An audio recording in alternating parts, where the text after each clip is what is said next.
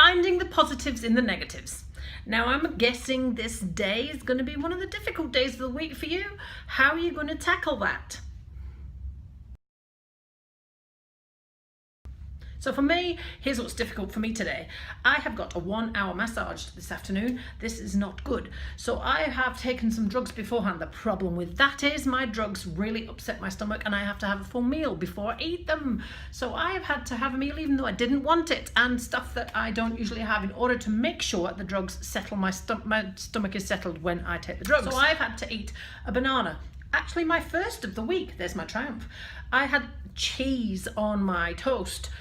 Lots of fat in order to make the drugs absorb well.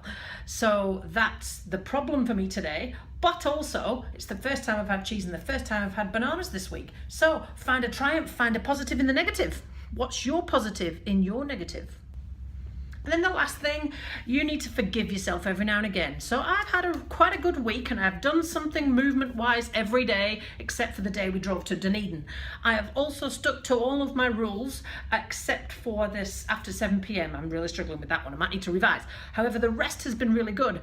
And so tonight, alcohol, because I deserve it, because it's the weekend, because the week has been a good one. So what is your reward going to be for your good week?